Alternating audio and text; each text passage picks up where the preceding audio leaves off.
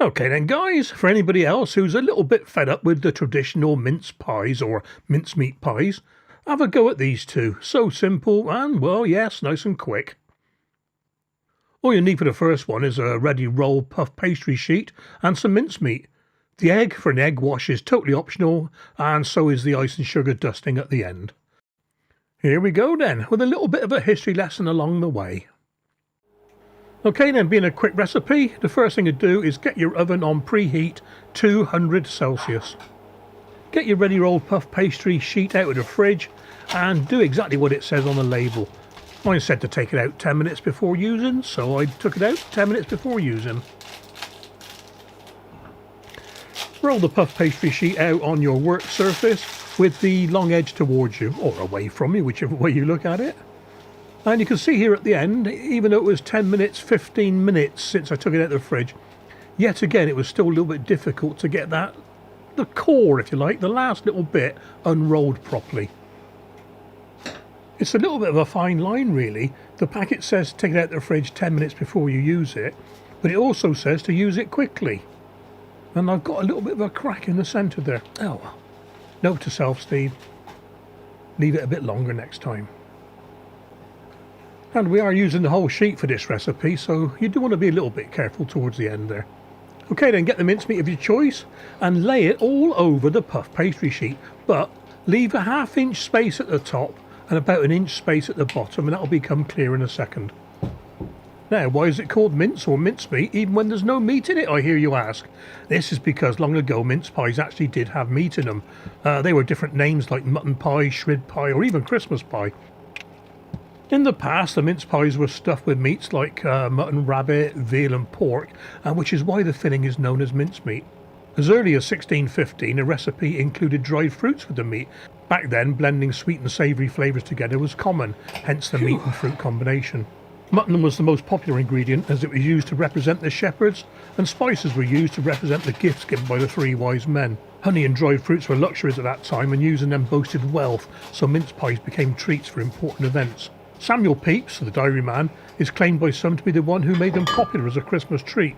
In 1747, Hannah Glass's cookbook featured a totally meatless mince pie recipe. By the Victorian era, they became sweeter, resembling the mince pies as we know them today.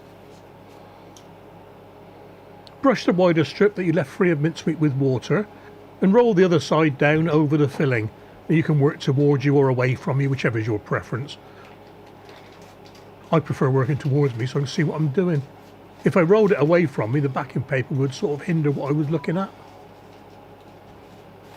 Use the backing paper to form the Swiss roll type log really, and tuck the first bit in so it's a nice tight swirl in the middle. Firm it down gently as you're going, but don't press too hard. You don't want to push the fruit into the soft pastry. And when you get to the end, the bit you put the water on will seal to the other part of the pastry.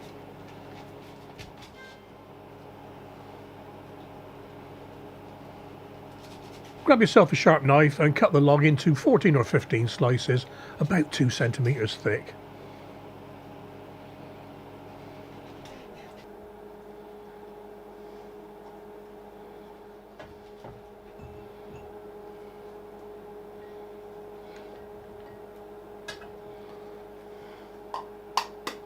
Make up an egg wash of your choice. I'm using 1 egg to a tablespoon of water for this one.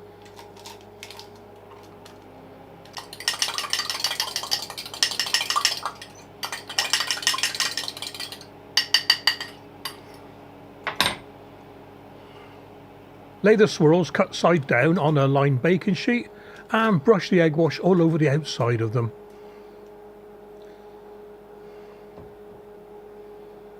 I did the ones in the middle of my sheet first because I thought it might be awkward to get in there with the brush when they're all together.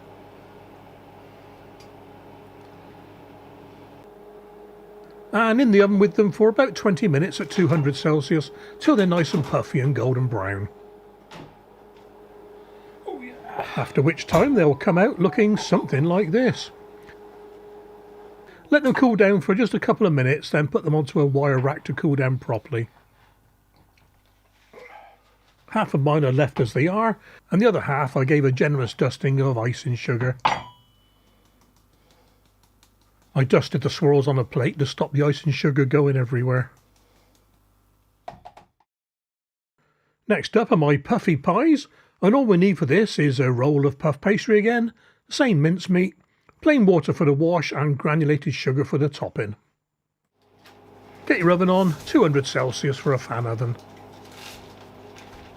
Okay then, puff pastry out the fridge as recommended, but this time I did wait 20 minutes before I started playing with it. Still got a little tear towards the very centre, but it did unroll a lot easier. I usually make these a little bit smaller, but I wanted to show you the large ones.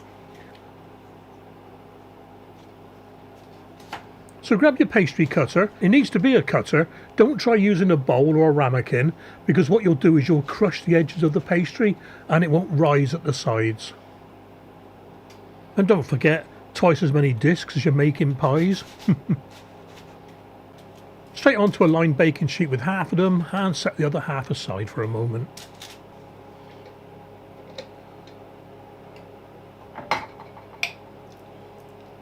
Spoon some mincemeat in the centre of each disc.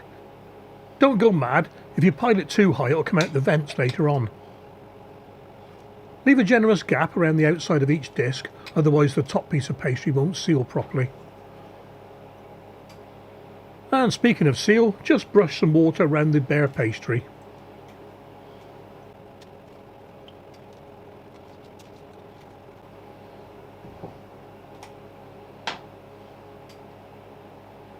Lay the second piece of pastry over each pile of mincemeat and just gently press it down with your fingers. Push towards the mincemeat when you do this, just to get rid of any air pockets.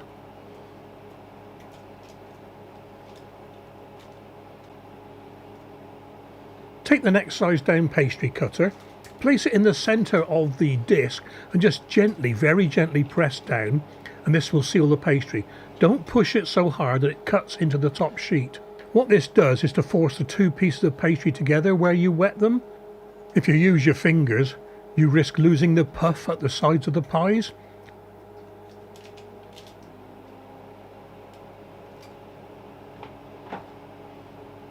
Give each pie a generous wash with water. Using water gives the finished pie a paler colour, and it also allows the sugar to stick. Speaking of sugar, sprinkle sugar all over the tops.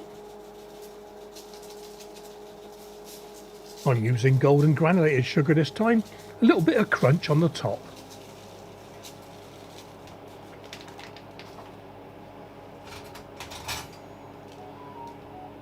Poke a few holes in the top of each pie with a sharp knife. This lets the steam escape, and then in the oven 200 Celsius, 20 to 25 minutes until they're nice and puffy. Oh yes, wow.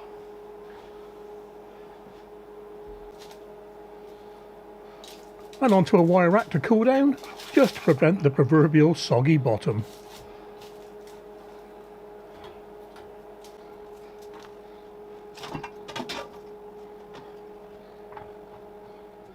Well, I better try one of these guys. That one and that one of each. Ooh, it's beginning to look a lot like Christmas.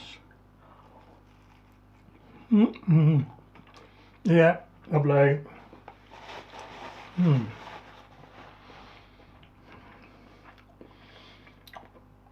Well, I can't fault that. Mince pie with a difference. Let's try this one.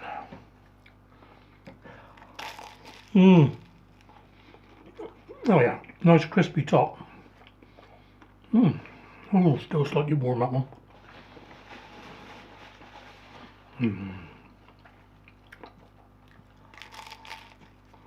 Oh, that'll do, because I'll eat a lot. Well, I hope you enjoyed these two guys. Like I said, nice and quick and simple. Some up for the kids to make, maybe. Hope you all have a great festive season, and I'll catch you again on the next video. Take care.